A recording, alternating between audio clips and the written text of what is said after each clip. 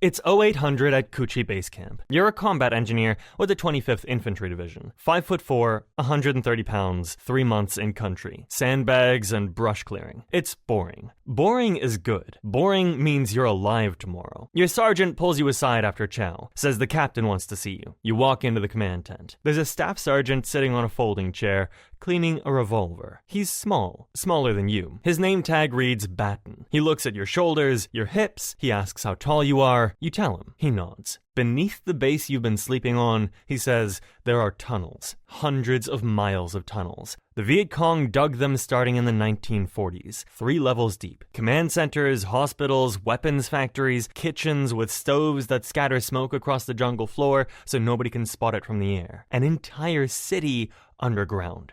They tried everything, he says. Tear gas, flooding, dogs. The clay in the Kuchi hardens like concrete when it dries. A 750-pound bomb within 50 yards of an entrance did nothing. Everything failed, so now they send men. That's the job. Pistol, flashlight, knife. You crawl through the dark, you find what the Viet Cong left behind.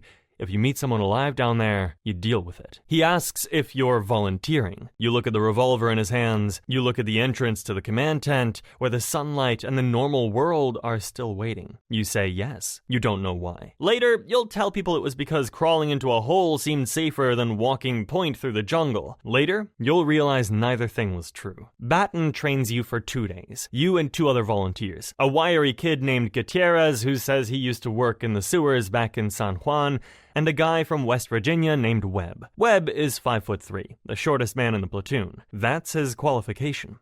First thing Batten does is take your cigarettes, then your gum, then your aftershave. The VC can smell an American in the dark, he says. Different diet, different soap, different everything. If they smell you before you see them, you're dead. By the time he's done, you've given up every small comfort that made you feel like a person. He hands you a .38 special revolver. The Army issues .45, but Batten says the muzzle flash will blind you for 3 seconds underground. 3 seconds is enough time to die twice. You get a flashlight with a red lens filter, a K-bar knife for probing tripwires, and a spool of communication wire tied to your belt. 1 tug means okay, 3 means pull me out. The rule is 3 shots, then reload. The enemy counts your rounds. You carry a second loaded revolver. Fire 3 from the first, swap weapons, keep moving. One more thing. When you come out of a tunnel, you whistle. The agreed on tune is Dixie. If you climb out of a hole covered in mud and blood without whistling first, the surface security will shoot you before they recognize you. Someone asks Batten how many times he's been down. He doesn't answer. You find out later he's the only enlisted man on the Viet Cong's most wanted list. Every other name on it is a general. Your first descent is at 0600 on a Tuesday. A patrol found a concealed trapdoor 200 yards outside the perimeter. Just a patch of dirt that looked wrong. Somebody kicked at it, and the ground opened up. You strip off your helmet, your web gear, your shirt. Gutierrez holds the comm wire. You lower yourself in. The walls close around you immediately. Easily 100 degrees. Within 30 seconds, your arms are slick with sweat. You click the flashlight. Red beam, 6 feet of tunnel, then a hard left turn. Above ground, Vietnam is loud. Underground, there's nothing. Just your breathing and your heartbeat, amplified by the clay walls until it sounds like someone else is breathing with you. Tunnel rats call this the Black Echo. You reach a vertical drop to the 2nd level. Slide down, sweep the floor, the knife blade catches something. Thin, taut. A tripwire connected to a grenade wedged inside a tin can. If you'd kicked it, the spoon would have released and you would have had 4 seconds in a space with nowhere to run. You cut the wire, you keep going. The tunnel turns. The knife hits something soft. A snake. Small head. Banded pattern. A crate. The VC hang them in bamboo tubes from the ceiling, rigged to tripwires. One of the most neurotoxic snakes on the planet. And it was placed here on purpose. You back away and take a side passage. The side passage has punji stakes lining a vertical drop. Sharpened bamboo smeared with feces. The trap is designed so that if you fall, you grab the walls to catch yourself and the stakes go through your hands. You emerge at 0900, 3 hours underground. Gutierrez pulls you out by the forearms. Your hands are shaking. 30 yards away, Webb comes out of a different entrance. Vacant. He hit a dead-end section where the ceiling was too low so he couldn't lift his head. He lay in the dark for 20 minutes unable to move. By the time he reversed out, something in him had switched off. Webb is done. Somebody has to take his section this afternoon. You say yes. You don't know why. You go back in at 1400. Same entrance, different branch. There's a VC fighter somewhere in the section. Your squad heard movement near the second level junction, scraping, then silence. Gutierrez squeezes your shoulder. You drop into the shaft. Second level, total darkness. You listen. 60 seconds. Nothing. Then, faint, the sound of someone shifting weight. Cloth on clay. The breathing. You set the flashlight on the ground, aimed forward. You back away 2 feet to the right. You reach over and click it on. The red beam shoots down the tunnel, and from the dark, 3 feet to the left where you were just lying, a muzzle flash answers. The shot goes through the space where your chest was half a second ago. You fire toward the flash, once, twice, 3 times. Silence.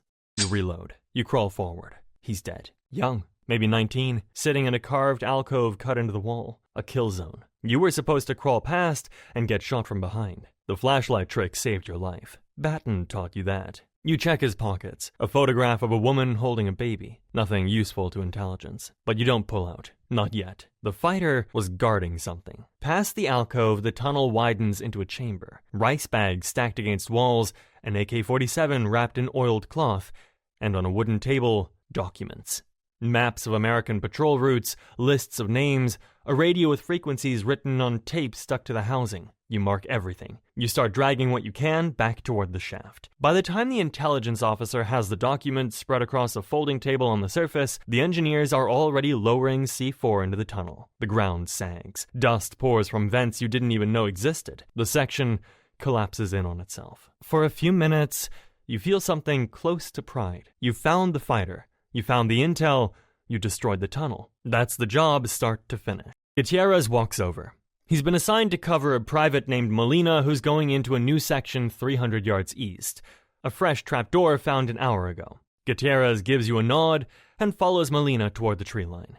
He doesn't come back. An hour passes. The comm wire goes slack. They call down the entrance. Nothing. They tug the wire. It pulls free. Cut clean. You volunteer to go in. You find Gutierrez 40 yards from the entrance. Tripwire grenade. Tin can, spoon release, rigged at a junction. He never saw it. The man who held your wire all morning, who pulled you out by the forearms, who squeezed your shoulder before every descent, he's face down in the clay with his flashlight still on. The red beam pointing at nothing. No tunnel rat is ever left underground. You drag him out by his ankles. That night, you sit with Batten behind the motor pool. A kid named Reyes is writing a letter to his wife, but he keeps crossing things out. Everything he writes sounds like a goodbye, and he doesn't want her to read it that way. Nobody talks for a long time. Batten says the tunnels will outlast all of you. But here's the thing. He's right. During Operation Cedar Falls in January 1967, tunnel rats will pull 500,000 documents from a Viet Cong district headquarters.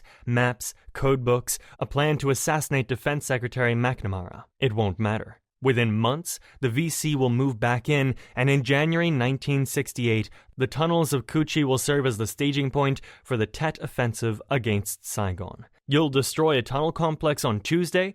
By Friday, it'll be operational again. The section you collapsed this afternoon, the one Gutierrez died protecting, it'll be dug out and reinforced before the month is over. That's the job. Of roughly 700 men who did this job during the war, about a third came out wounded or didn't come out at all. There was never an official unit designation, never an official patch, never a formal training program. The only recognition was a homemade patch with a rat holding a pistol and a flashlight, and a motto in bad Latin: Non gratum annus rodentum, not worth a rat's ass.